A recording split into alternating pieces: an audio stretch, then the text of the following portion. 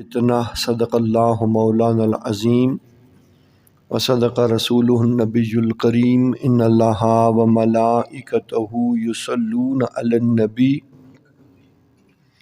یا ایہا الذین آمنوا صلوا علیہ وسلموا تسلیما اللہم صل علی سیدنا و اصحاب سیدنا و ازواج سیدنا و مولانا محمد وبارک وسلم وصلی علیہ الصلاۃ والسلام علیک یا سیدی یا رسول اللہ وعلی آلک و اصحابک یا سیدی یا حبیب اللہ۔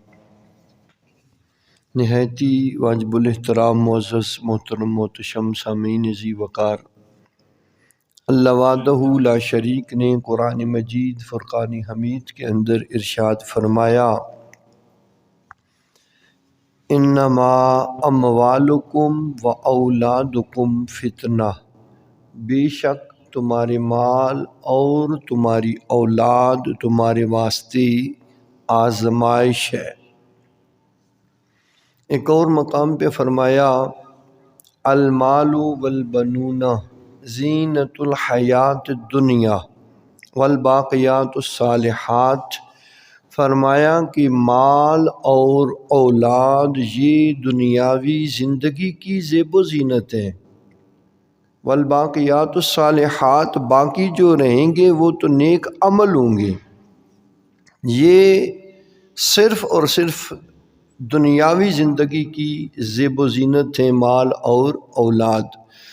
تو اسی حوالے سے پھر مولا مرتضیٰ حضرت جناب شیر خدا حضرت علی کرم اللہ وجہ کریم ارشاد فرماتے ہیں، المال والبنون حرث الدنیا والاعمال الصالحات حرث الآخرہ، فرمایا کہ مال اور اولاد یہ تمہاری دنیا کی کھیتی ہے، اور اعمال صالحہ جو ہیں، نیک اعمال جو ہیں، یہ آخرت کی کھیتی ہے۔ آج جو صورتحال ہے، حضرت انسان جن معاملات کے اندر الجھا ہوا ہے وہ مال اور اولاد کے ہیں۔ پیارے صاحبو، جب اللہ کریم جل وعلا نے روز روشن کی طرح واضح کر دیا کہ مال اور اولاد یہ تمہارے لیے آزمائش بھی ہیں اور دنیاوی زندگی کی زیب و زینت ہے، پھر حضرت انسان کو یہ بات سمجھ جانی چاہیے، کہیں ایسا نہ ہو کہ یہ دونوں چیزیں انسان کی تباہی اور بربادی کا سبب بن جائیں۔ اللہ کریم جل وعلا اکثر و بیشتر لوگوں کو مال اور اولاد دونوں میں سے یا کسی ایک میں سے محروم رکھ کے آزماتا ہے، اور کسی کو پروردگار عالم کثرت کے ساتھ عطا کر کے آزماتا ہے۔ یہ آزمائشیں ہیں تو بہترین وہی ہے جو اس کریم رب ذوالجلال کی بارگاہ عالی مرتبت کے اندر شکر اور صبر کے ساتھ سر تسلیم خم کرتا رہے۔ مالک نے عطا کر دیا تو بھی ٹھیک، نہیں عطا کیا تو بھی ٹھیک، کیا زور ہے انسان کا کہ وہ لگا سکے؟ شکر اور صبر کے سوا اور کوئی چارہ کار نہیں۔ تو جب عطا کیے ہیں تو پھر بھی غور کرنی چاہیے، نہیں کیے تو پھر بھی غور کرنی چاہیے۔ تو یہ آج موضوع ہے مال اور اولاد۔ معزز سامعین ذی وقار، اکثر آپ نے دیکھا ہوگا کہ لوگ ان کے حصول کی وجہ سے یا ان کے مل جانے کی وجہ سے اپنی تباہی اور بربادی کو مول لیتے ہیں۔ حضرت انسان آج مال اور اولاد کی خاطر لالچ بھی کرتا ہے، حسد بھی کرتا ہے، غیبتیں بھی کرتا ہے، ظلم اور زیادتی بھی کرتا ہے، بڑے بڑے گناہوں کا ارتکاب بھی کرتا ہے۔ اللہ کریم جل وعلا کی حدود و قیود کو پھلانگتا بھی ہے، توڑتا بھی ہے، اللہ کریم جل وعلا کی ناراضگی کو مول لیتا ہے، اللہ کریم کی نافرمانی والے کام کرتا ہے، کس لیے؟ فقط مال اور اولاد کے واسطے۔ یہ ایسی چیزیں ہیں کہ جو انسان کو بزدل بناتی ہیں، جو انسان کو ظالم بھی بنا دیتی ہیں، جو انسان کو حاسد بھی بنا دیتی ہیں، جو انسان کو بے راہ روی کا شکار بھی کر دیتی ہیں، جو انسان کو بے شمار گناہوں کا مرتکب بھی بنا دیتی ہیں۔ تو اس لیے اگر مال اور اولاد یہ اللہ کریم کی قائم کردہ حدود و قیود کے اندر رہ کر حاصل کی جائیں، ملیں یا نہ ملیں، اللہ کی حدود و قیود کے اندر رہ کر انسان شکر اور صبر کرتا رہے تو ان کا مل جانا بھی انعام ہے، اور نہ ملنا بھی اللہ کریم جل وعلا کی رضا حاصل کرنے کے اندر کامیابی اور کامرانی ہے۔ تو وہ مالک ہے، عطا کرے تو بھی مرضی، نہ عطا کرے تو بھی اس کی اپنی مرضی۔ تو انسان کامیاب وہی ہے جو اس کے عطا کرنے پہ بھی راضی ہو، اس کے نہ دینے پہ بھی راضی ہو۔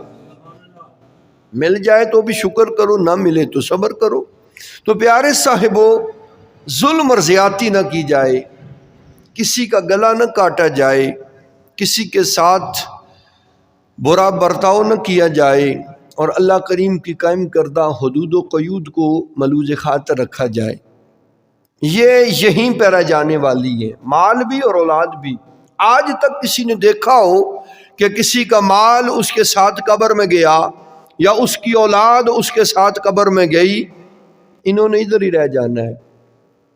اگر رب نے عطا کی ہے اور ان کو ہم نے اللہ کریم کی عطا کردہ تعلیمات کے مطابق استعمال نہیں کیا تو پھر یہ عذاب ہے، یہ فتنہ ہے، یہ آزمائش ہے۔ اور اگر اللہ کریم کی تعلیمات کے مطابق ان کو استعمال کیا تو پھر صدقہ جاریہ بھی ہے، پھر انعام و اکرام بھی ہے۔ اب یہ مال ہے، اس مال کی وجہ سے بندہ بخیل بھی ہے، کنجوس بھی ہے، اور اسی مال کی وجہ سے بندہ سخی بھی ہوتا ہے، اس مال کی وجہ سے انسان دریا دل بھی ہوتا ہے۔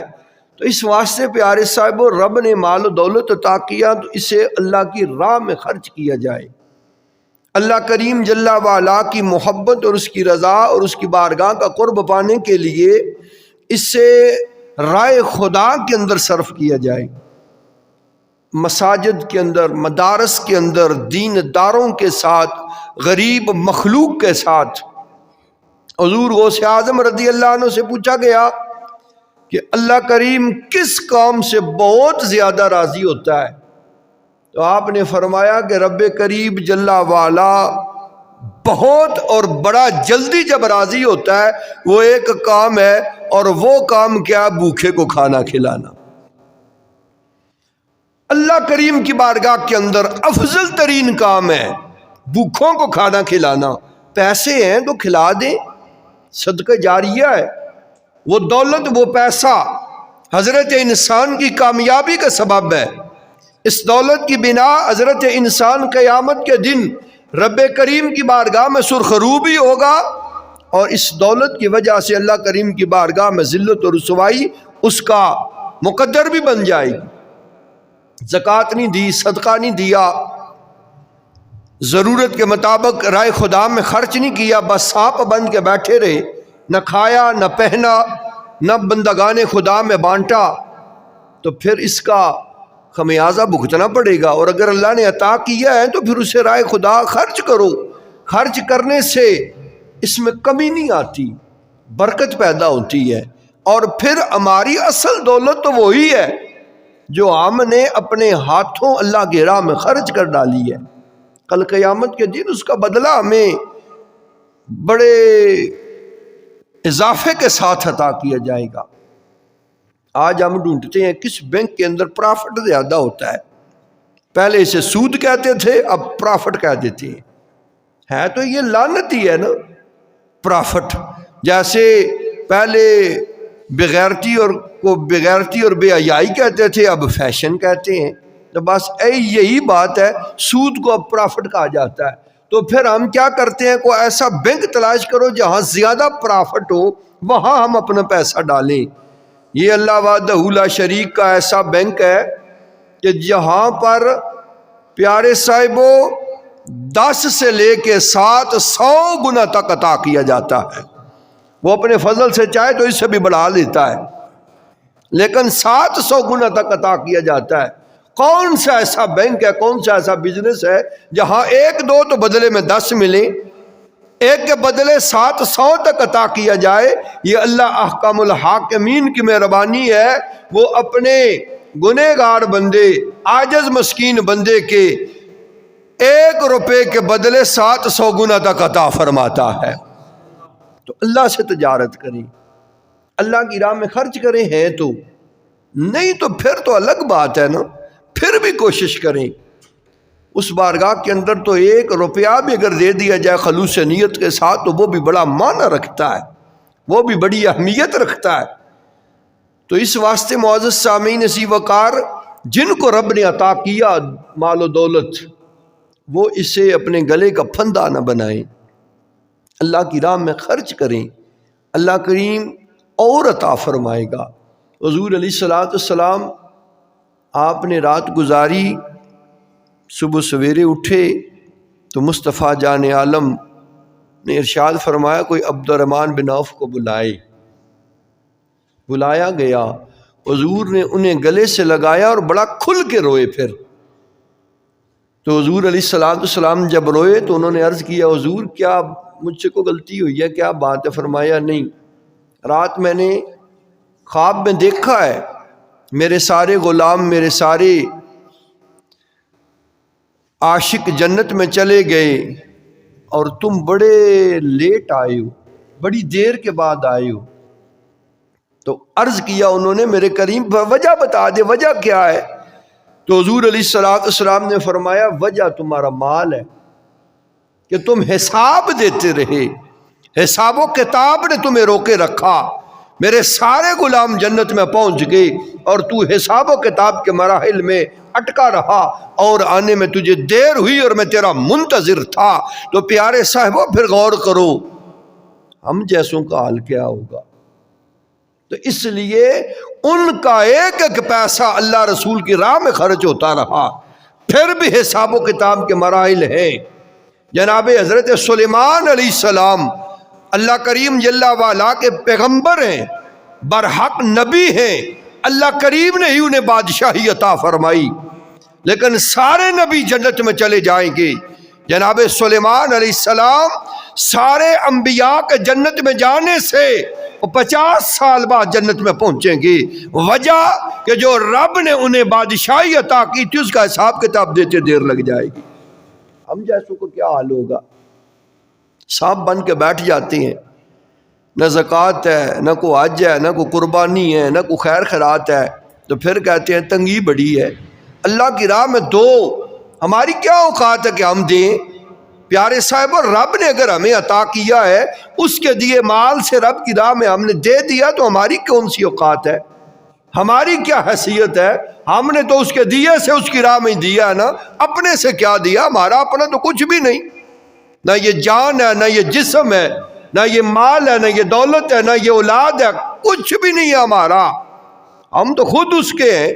تو اس لیے جب اس نے عطا کیا ہے تو وہ آزماتا ہے، تو اس کے دیے ہوئے سے اس کی راہ میں دو تو رب کریم جل وعلا برکتیں عطا فرماتا ہے۔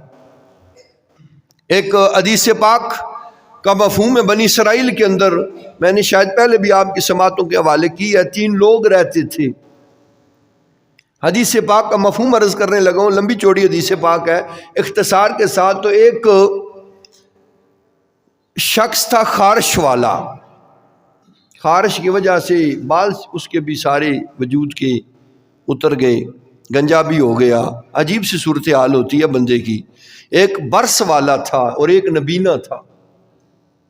جب کسی کو کوئی پرابلم ہوتی ہے اسپیشلی بیماری کے حوالے سے، اب یہ کرونا آیا تھا، ہر بندہ تندرست و توانا تھا، پھر بھی کوئی دوسرے سے ہاتھ نہیں ملاتا تھا، کسی کے جناب استعمال شدہ برتن میں پانی نہیں پیتا تھا، کھانا نہیں کھاتا تھا کہ مجھے یہ بیماری نہ لگ جائے۔ تھے سارے بظاہر ٹھیک. تو جب کوئی ایسا ہو سامنے خارش والا، برس والا، یا کوئی اس طرح کے جس کے ساتھ بندے کو تھوڑی سی الجھن ہو، تفن ہو، تو پھر پیارے صاحب اس کے ساتھ مشکل ہوتا ہے. تو ہر ایک اسے دھتکار دیتا ہے، ہر ایک اس سے سائڈ کرتا ہے. لوگ ان سے اظہار نفرت کرتے، سائڈ اختیار کر جاتے. کوئی ان کی مقبولیت نہ تھی لوگوں کے درمیان، وہ لوگوں کی نفرتوں کا نشانہ بنتے تو اور زیادہ اذیت سے دوچار ہوتے. حالانکہ ایسا نہیں کرنا چاہیے. اللہ کریم جل وعلا کی یہ اپنی تقسیم ہے، انسان کا آزمائش ہے، لیکن ہم جائل ہیں اس لیے ایسی حرکات و سکنات کے مرتکب ہو جاتے ہیں. تو معزز سامعین، بڑے پریشان حال تھے. اللہ نے آزمائش کی، فرشتہ بھیجا، پوچھو ان سے کیا کہتے ہیں. وہ خارش والا، برس والا، اس نے خارش والا جو تھا نا، اس سے پوچھا کیا حالات واقعات ہیں. اس نے بتایا ذلت و رسوائی ہے، چاہتا ہوں ٹھیک ہو جاؤں، مال و متاع ہو تو زندگی اچھی گزرے، میرے پاس اونٹ ہوں. انہوں نے اسے اونٹنی دی اور کہا کہ ہاتھ پھیرا شفا یاب بھی ہوگا. فرمایا سنبھال کے رکھنا، حق حقوق دیکھنا. دوسرے نے بھی اسی طرح شکایت کی، اس نے گائے کی عرض کی، آپ نے ہاتھ پھیرا، فرشتے نے، جناب جبریل تھے غالباً، تو وہ بھی ٹھیک ہو گیا، گائے دے دی. تیسرے نبینے کے پاس گئے، اسے بھی ہاتھ پھیرا، شفا یاب ہوا، اسے بکری دے دی، اسے بکری کی خواہش کی. پیارے صاحبو، زمانہ گزر گیا، مال و متاع کے اندر بڑی برکت پڑ گئی. اللہ نے فرمایا پھر آزمائش کرو. پھر جب آزمائش کے لیے گئے، پھر ایک غریب مسافر بن کر تو اس پہلے والے کے پاس جو خارش والا تھا، کہا میاں پریشان ہوں، مسافر ہوں، سواری کوئی نہیں، کر مہربانی کرے اونٹ دے دے تو نظام چل جائے گا. اس نے کہا بڑے معاملات ہیں، بڑے میرے اپنی معاملات ہیں جی، بڑے مسائل ہیں جی، تو میرا سارا یہ اپنا ہے.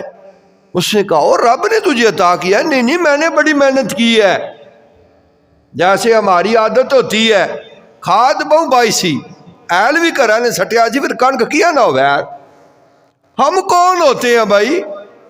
وہ بارشیں بھی دے، ہم کھاد بھی ڈالیں، بیج بھی اچھا ڈالیں، دوائی بھی لگا دیں، وہ نہ چاہے تو کچھ نہیں ہو سکتا، اور اگر چاہے تو پھر وہ پتھروں میں سے بھی عطا کرنے پہ قادر ہے. نہیں یہ سوچ رکھنی چاہیے. لیکن ہم جاہل ظالم میں اپنی جانوں پہ ظلم کر لیتے ہیں. ہم نے بڑی محنت کی ہے، ہم نے بڑا کمال کیا، بڑے جناب جفر جگلائے، یہ کیا وہ کیا، جناب تو یہ میرا اپنا ہے. وہ چلے گئے گائے والے کے پاس، وہ جو برس والا تھا اس سے بھی کہا اسی طرح. اس نے کہا میرے پاس بھی کوئی نہیں، یہ سارا اپنا ہے، اور بڑے معاملات ہیں اور بڑے حق حقوق ہیں، جا میرے پاس کچھ نہیں ہے. جب کچھ نہیں تھا تو رب نے عطا کیا. اس وقت رب کرتے تھے. جب رب نے سب کچھ عطا کر دیا، دکھوں سے نکلے، سکھ میں آئے تو بھول ہی گئی اپنی اوقات، اپنی حیثیت، اپنی اصلیت، سب کو بلا دیا. پھر وہ اسی طرح نبینے کے پاس فرشتہ پہنچا، مسافر ہوں، غریب ہوں، پریشان حال ہوں، مدد کر، وہ 2-4 بکریاں ہی دے دے، میرا معاملہ چل جائے گا. اس نے کہا بسم اللہ. جناب شکر ہے اللہ کریم جل وعلا نے مجھے دینے کے قابل کیا. میں تو ٹھوکریں کھا کھا کے مر رہا تھا، لوگ مجھ سے نفرت کرتے تھے، کوئی مجھ سے بات نہیں کرتا تھا. اللہ کریم جل وعلا نے مہربانی فرمائی، مجھے بینائی بھی عطا کر دی، مجھے مال و دولت بھی عطا کر دیا. بسم اللہ کرے 2 سے کام بنتا ہے 4 لے جاؤ. رب نے مجھے اس قابل جو کر دیا ہے. تو پیارے صاحبوں، اس نے کہا لینا دینا تو کچھ بھی نہیں، آج میں تمہیں آزمانے آیا تھا. وہ پہلے دونوں پھر اپنی پہلی حالت میں چلے گئے. وہ نبینا جس نے رب کا شکر ادا کیا، رب کے دینے پر اللہ کریم جل وعلا کی مہربانی سمجھا اور اس کی راہ میں اس کے دیے ہوئے سے دیا، اللہ کریم جل وعلا نے باغ و بہار فرما دیا. تو اس لیے یہ دولت، یہ آزمائش ہے رب کریم جل وعلا کی طرف سے، یہ اولاد آزمائش ہے اللہ کریم جل وعلا کی طرف سے.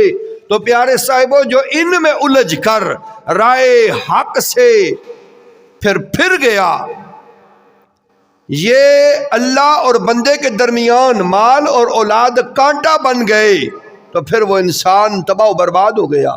تو اس لیے معزز سامعین ذی وقار، اپنے مال کو اور اپنی اولاد کو اپنے اور رب کے درمیان کوئی رکاوٹ نہ بننے دیجیے، آڑ نہ بننے دیجیے، وگرنہ یہ تباہی اور بربادی کا سبب بن جائیں گے۔ اور اگر اس مال کو اور اولاد کو رب کریم جل وعلا کی تعلیمات کے مطابق ڈھال کے فائدہ حاصل کیا تو پھر مال بھی صدقہ جاریہ بن جائے گا، اولاد بھی صدقہ جاریہ بن جائے گی۔ تو اپنی اولاد کو بھی اچھے پہرائے میں پروان چڑھائیں اور اپنے مال کو بھی اللہ کریم کی راہ میں خرچ کریں۔ بڑے بڑے پیسے ہیں لوگوں کے پاس، قربانی کو نہیں دیتے، حقیقت بات ہے۔ قربانی دینے لگ جائیں تو پھر ان کی قربانی کا جانور دیکھو تو شرم ہی آ جاتی ہے، لیکن کیا ہے دے نہیں سکتے۔ وہ کوئی غریب آ جائے دروازے پر مانگنے تو اسے نہیں دیتے، اپنے آپ کسی غریب کو جا کر نہیں دیتے۔ معزز سامعین عزیز وقار، صرف بندہ نیت ہی کر لینا تو اللہ کریم نیت پہ بھی بڑا اجر عطا فرما دیتا ہے۔ دینا تو دور کی بات ہے نا، دے گا تو پھر بعد میں دیکھا جائے گا، فقط نیت ہی کر لے تو اللہ نیت پر بھی ڈھیروں ڈھیر عطا کرتا ہے ثواب اور اجر۔ تو جو پھر پریکٹیکل کرے گا اسے کتنا ملے گا۔ تو یہ مال اور اولاد یہ آزمائش ہے، امتحان ہے، اللہ کریم جل وعلا نے روز روشن کی طرح بتا دیا ہے۔ تو پھر ان کی خاطر جو انسان بے راہ روی کا شکار ہو جائے، پھر اس نے اپنی تباہی اور بربادی اپنے ہاتھوں سے کی ہے۔ اللہ نے سارے اسے رستے دکھائے ہیں، عقل اور شعور عطا کیا ہے، تو اپنی اولاد کو دین کی تعلیم بھی دلوائیں۔ تھوڑی مال پہ بات ہوئی، اب تھوڑی اولاد پہ بات عرض کر دوں، اور یہاں پہ ایک بات اور بھی عرض کر دوں کہ جو غریب ہیں انہیں کبھی رب کی بارگاہ میں شکوہ نہیں کرنا چاہیے۔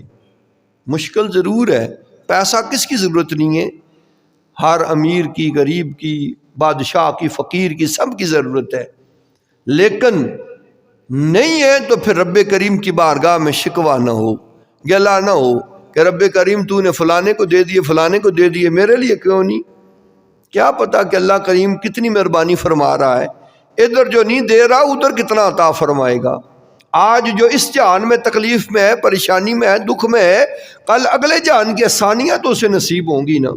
عزت سے وقت گزر جائے تو ٹھیک ہے، حالانکہ آج کے وقت میں وقت گزارنا بڑا مشکل ہو چکا ہے، بالخصوص سفید پوش لوگوں کے لیے، نہ کسی کو بتا سکتے ہیں، نہ ان کے جا کے کوئی پوچھتا ہے۔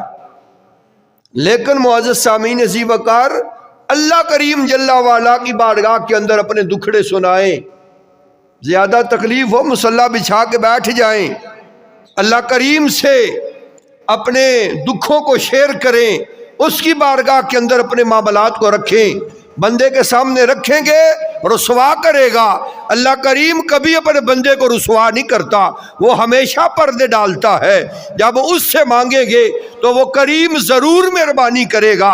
تو معزز سامعین عزیز وقار، اگر رب نے عطا کیا ہے تو اس کے دینے پہ اس کی بارگاہ میں شکرانہ ادا کرو، نہیں دیا تو پھر بھی اس کی بارگاہ کے اندر صبر کرو، رب کریم اس جہان کے اندر بھی اس جہان کے اندر بھی کامیابی عطا فرمائے گا۔ اور اپنی اولادوں کو دین کی تعلیم ضرور دلائیں۔ حقیقت عرض کرتا ہوں، وہی اولاد صدقہ جاریہ بنے گی جسے ہم نے دین سکھایا ہوگا۔ آقا علیہ السلام کے حدیث پاک ہے نا، جب بندہ مر جائے تو اس کا وہ اعمال والا جو سلسلہ ہے وہ منقطع ہو جاتا ہے، نہ نماز پڑھے، نہ روزہ رکھے، نہ حج کرے، ثواب کدھر سے آئے گا؟ لیکن 3 کام ایسے ہیں جو اپنی زندگی میں کر جائے تو اسے جب تک وہ چلتے رہیں گے تب تک ثواب ملتا رہے گا۔ اور وہ کون سے کام ہے؟ ایک ہے صدقہ جاریہ، کوئی اچھا کام کر گیا، پانی نہیں تھا کہیں پہ، پانی کا انتظام کر دیا، سکول بنا دیا، قبرستان کے لیے جگہ دے دی، جنازہ گاہ کے لیے دے دی، مسجد بنوا ڈالی، مسجد کے لیے جگہ دی، کسی غریب کے ساتھ کوئی ایسا تعاون کر دیا، پیارے صاحبوں وغیرہ وغیرہ، باقی آپ سارے سیانے ہیں۔ تو جب تک وہ معاملہ چلتا رہے گا، لوگوں کو فائدہ ہوتا رہے گا، تب تک اسے ثواب ملتا رہے گا۔ تو ہم کیا کہتے ہیں، وی کنالی تو ماڑی ہے، سواگا ماڑی تو وہ ہے جسے جناب جڑی تھلے ایسی وہ 3 گز ہے یا 2 گز ہے یا 20 گز ہے، اصل تو زمین وہی ہے نا کہ جس پہ ہماری قبر بننی ہے، باقی تو ساری پچھلوں کی ہے۔ تو ہماری یا وہ ہے جو ہم نے اپنے ہاتھوں سے اللہ کی راہ میں دے دی، قبرستان کو، جنازہ گاہ کو، مسجد کو، کسی مدرسے کو، کسی غریب پریشان حال کو کہ اس کے پاس جگہ ہی نہیں ہے اپنا سر چھپانے کے لیے کوئی چھت وہ بنائے، تو ہم نے اسے دے دی اللہ کی رضا کی خاطر، تو وہ ہماری اپنی ہے، باقی ساری پچھلوں کی ہے۔ تو معزز سامعین عزیز وقار، یہ ہے صدقہ جاریہ۔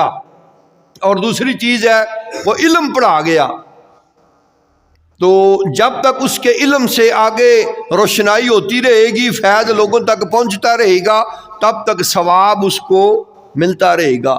اور تیسری چیز ہے اولاد، نیک اولاد۔ یہ ہر ایک کے بس میں ہے کہ وہ اپنی اولاد کو نیک بنائے۔ نیک اولاد اپنے والدین کے لیے صدقہ جاریہ ہے۔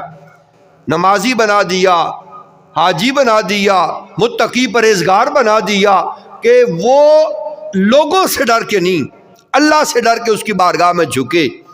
تو جب وہ بچہ نیک اعمال کرتا رہے گا، تب رب کریم اس کے والدین کو ثواب عطا فرماتا رہے گا۔ لیکن آج صورت حالیہ جنٹل مین تو بن جاتے ہیں، انگریزیاں تو فر آتی ہیں، ابا مر جائے تو دعائے جنازہ ہی کوئی نہیں آتی۔ جنازہ پڑھنے صاحب کھڑے تو ہوئے ہیں، لیکن جوتے اتار کے انہوں نے سائیڈ پہ نہیں کیے۔ یہ جنٹل مین ہے جی، جرابہ میلی ہو گیا سن۔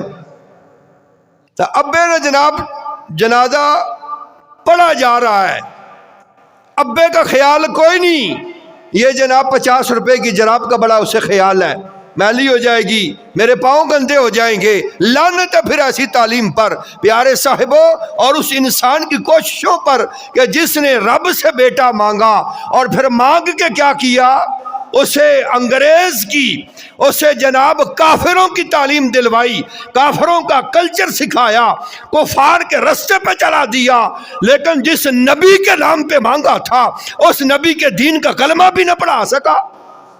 تو معزز سامعین عزیز وقار، پھر گلہ کیا کرنا ہے ایسی اولادوں پر؟